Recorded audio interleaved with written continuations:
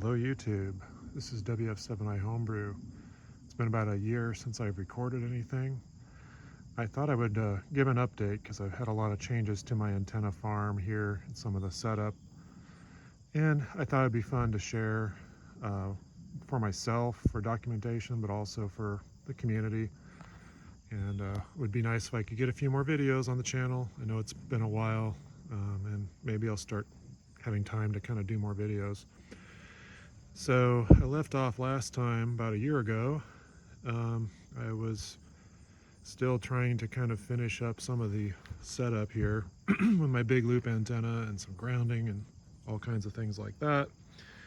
So I replaced the 15-foot pole with a 30-foot Roan push-up mast. So that's the 30-foot, that's the top up there, and I've got the corner of a large loop antenna. It's about 120 foot on a side. You can see the wires sort of coming down off of that. I have a lot of guys coming down.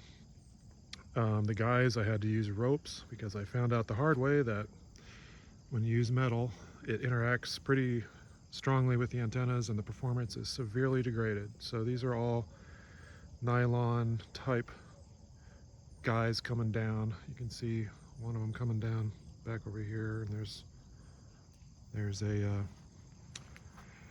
a little stake down there.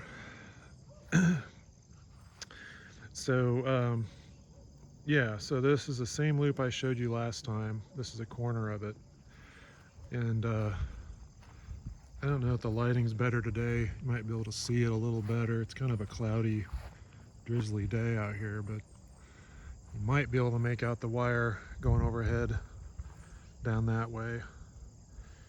And between those two piles of wood debris and stuff, you can see it goes off into the woods there, and then there's another horizontal wire that goes from right to left.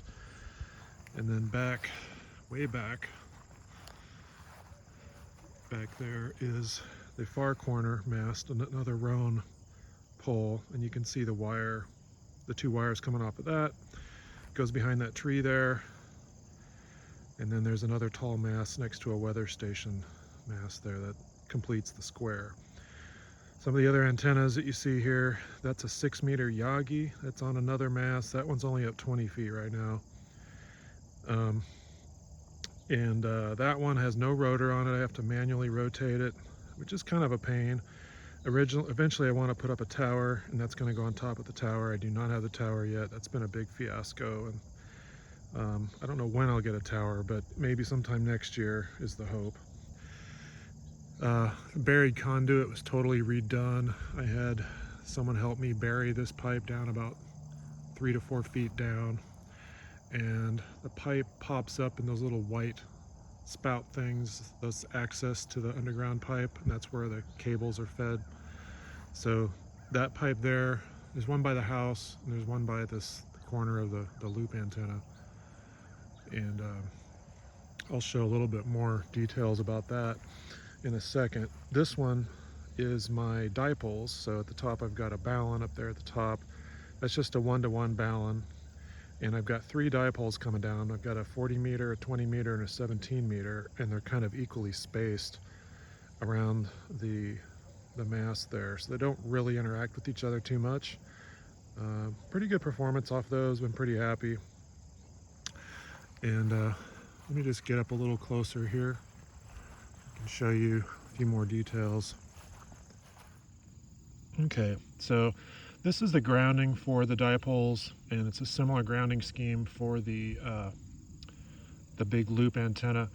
I got these materials, most of them from kf7p.com, KF7P Metalworks.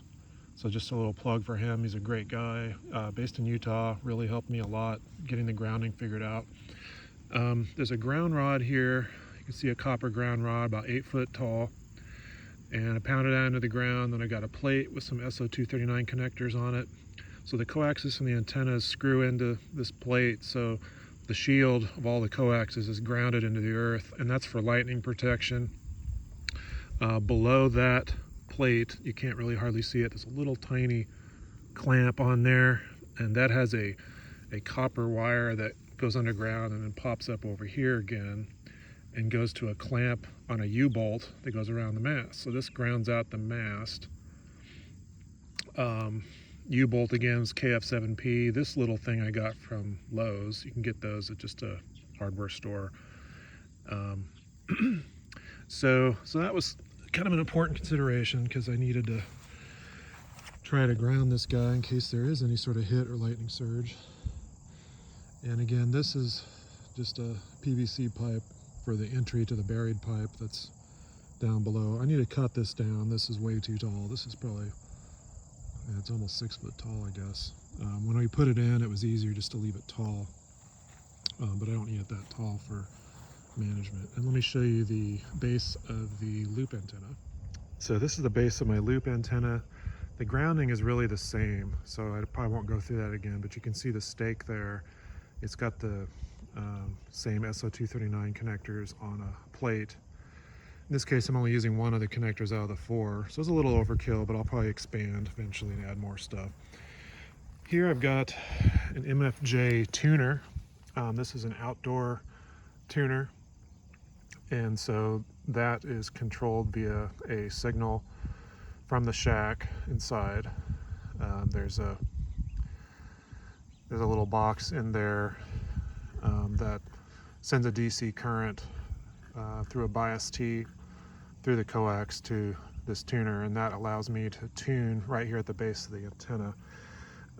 It feeds into a little 9-to-1 balun, and then I have the 300 ohm cable going up the pole all the way up to the top up there to the antenna. Originally I just had this 300 ohms from the antenna going into the shack, and I had the tuner inside the shack. I think that could have worked okay. The problem was the 300 ohm antenna lead was picking up a lot of noise from the house. So I went with this system and moved the tuner outside, and it really dramatically cut the noise down on 160 and 80 especially. That's where I use this primarily. So I think this will work. The MFJ tuner I'm still getting used to. I just started playing with this yesterday, so the system's new to me, and we'll see how it holds up. But for now, it seems like it's working pretty well. A couple of other considerations. I think for some of the bands, maybe 80 or 40 especially, I don't really need a 9-to-1 balun. I think it's a little overkill, and tuner's having a hard time tuning that much of a change. So I probably would need a more sophisticated setup and different baluns switched in and out. The tuner is not going to really be able to tune without a balun down on 160. Just can't really match those impedances. So it's I'll probably still be sorting out what I'm doing with all this. Right now I need to also get a better mount for the MFJ tuner. It's just kind of cable tied on there, so we'll probably have a different kind of mount for that eventually. And finally, this is the cable entry. This is something I've been working on for, seems like almost a year now. This mast next door to it is a TV antenna mast. But this is where all the cables enter into the house. Now some of these are not going to anything yet. They're just extra cables. But this is another KF7P grounding product.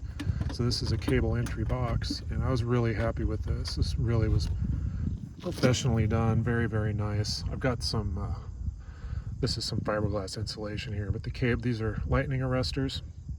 I've got a lightning arrestor for 300 ohm cable, which I'm actually not using right now. Probably in the future I'll do something with it. And I have a VHF UHF one, which I'm also not using at the moment. And then I've got 3 that can be used for HF up through 6 meters. And I'm using those 3. So I've got the 6 meter Yagi, and I've got the dipole array, and then I've got the loop. Up here is a module for eventually having a rotator cable. So when I get the tower put in some year, I'll have a rotator. And so that one also has to be lightning protected. And this whole box, this whole ground plane here, there's a copper ground strap, which is grounding this plate, and this goes down into the ground here and eventually makes its way over here to a, let's see my finger right there, is a, oops, actually there, that is the ground rod for this configuration. That ground rod in turn has a copper thick copper wire that then goes further downstream to another ground rod, which is the utility ground rod. So the utility ground rod and this ground rod and the ham cables and stuff are all in common with the same grounding system, which is what's recommended for proper grounding, is to have those in common. And it could also be a good idea to put a ground rod in between here and that antenna mast and run ground wire to connect those all in common as well with this one. So that may be a future thing I'm going to do just for even better lightning protection. It's about 30 feet from the house. It's kind of on that threshold where they recommend, you might want to just kind of string together some ground rods and ground wire and ground the whole thing together. But anyway, so that's kind of an update on that. So I'm going to be doing some testing with this loop and probably even with my dipoles. Frankly, I haven't been on the air a whole lot lately. Just kind of have fun with this setup. Eventually where those dipoles are there in the middle of the picture, that's going to be a tower, I really hope. And we'll have a Yagi on there, a couple Yagis, and that'll be fun. But for now, this big loop antenna, I'm so far pretty happy with it. It's a lot quieter than the way I had it fed last time, and it's up higher. I mean, it's like double the height of 30 feet. Ideally I'd probably want it to be at 60 feet or something, but I think 30 is going to do pretty good because it did a pretty good job even at 15 feet. So alrighty, well that's about it for now. I just wanted to document everything. Hope everyone's having a good fall 2021, and hopefully I'll do another video before another year elapses. Take care everyone. 7-3.